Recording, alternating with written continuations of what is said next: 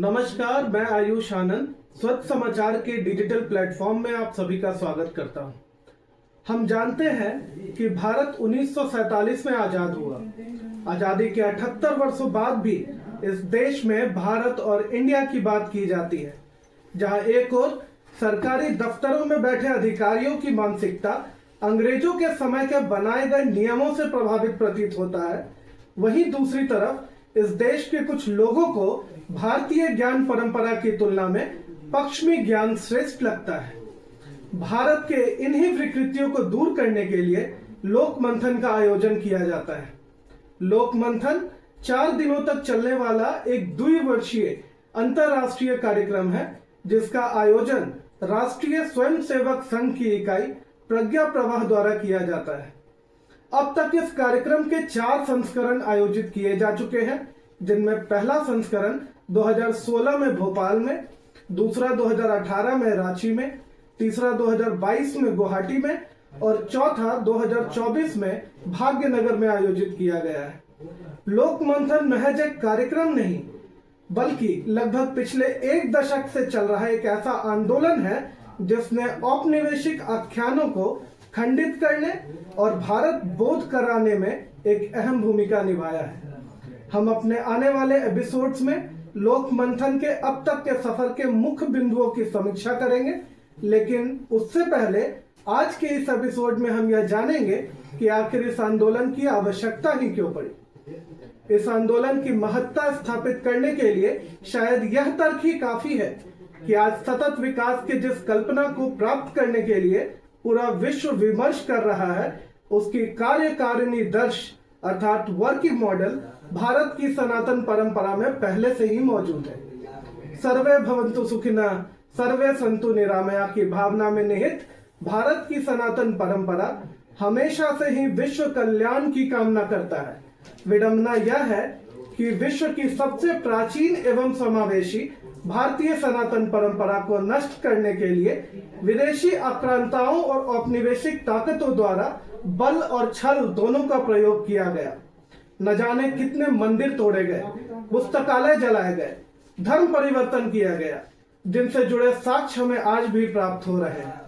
हालांकि लोक संस्कृतियों में मिश्रित होने के कारण भारत की सनातन परंपराओं की जड़ें इतनी मजबूत है कि विदेशी आक्रांताओं के तमाम बर्बरता के बावजूद भी इसे पूरी तरह नष्ट नहीं किया जा सका। तत्पश्चात औपनिवेशिक काल में एक सोची समझी साजिश के तहत भारत की एकता और अखंडता को खंडित करने और उस पर अपना हुकूमत कायम करने के लिए तरह तरह के आख्यानों को निर्मित किया गया। आदिवासी, ग्रामवासी एवं नगरवासियों के बीच शिक्षा एवं सभ्यता के नए मानकों के आधार पर कृत्रिम भेदभाव पैदा किए जाने लगा। पश्चिमीकरण को आधुनिकीकरण के पर्याय के रूप में देखा जाने लगा। पश्चिमी खान पान, पहनावा ओढ़ावा और अंग्रेजी बोलना आधुनिक होने के मानक बन गए। परिणाम स्वरूप वे देश के एक हिस्से को यह विश्वास दिलाने में कामयाब हो गए कि पश्चिमी सभ्यता के तुलना में भारतीय संस्कृति बहुत पिछड़ी हुई है।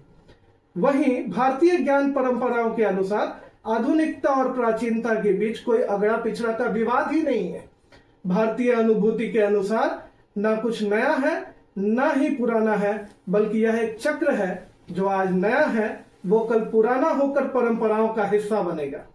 भारतीय परंपराओं के अनुसार आधुनिकता परंपराओं की पुत्री के समान है, जो उसकी कोख से पैदा हुई है, इसलिए विवाद का कोई मतलब ही नहीं है। बहरहाल पश्चिमी सभ्यता की कृत्रिम महानता आज पूरे विश्व के सामने एक्सपोज हो चुका है।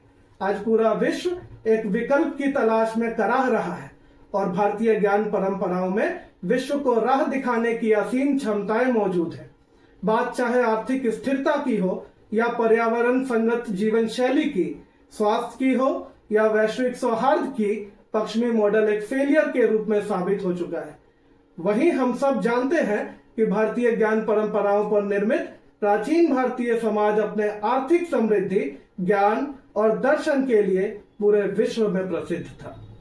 लोक मंथन एक ऐसा मुहिम है जो भारत की लोक कथाओं, संस्कृतियों और परंपराओं को उजागर कर पुनः पूरे विश्व को सतत विकास का एक टेस्टेड वर्किंग मॉडल प्रस्तुत कर रहा है। लोक मंथन एक ऐसा जीवंत मंच है जहां भारतीय अस्मिता और संस्कृति में विश्वास रखने वाले लोग बौद्धिक और सांस्कृतिक चर्चाओं के लिए एकत्रित होकर विचार विमर्श करते हैं। यह भारतीय लोकाचार को परिभाषित करने वाले मूल सिद्धांतों की पुनर्कल्पना प्रस्तुत करने का एक सामूहिक प्रयास है। चर्चा, विचार, विमर्श यह भारत के लिए कोई नई बात नहीं है। यह हमेशा से भारत की लोक परंपरा रही है।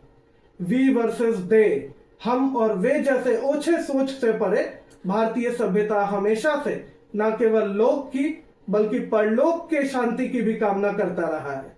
यह आवश्यक है कि विश्व का पथ प्रदर्शित करने के लिए भारत के गौरवशाली एवं ऐतिहासिक उपलब्धियों का बोध कराया जाए। इस अमृत रूपी भारतीय ज्ञान परंपरा को विश्व स्तर पर प्रस्तुत करने में लोक मंथन एक महत्वपूर्ण भूमिका निभा रहा है। लोक मंथन से जुड़ी बाकी खबरों के लिए देखते रहे स्वत्त समाचार। नमस्कार।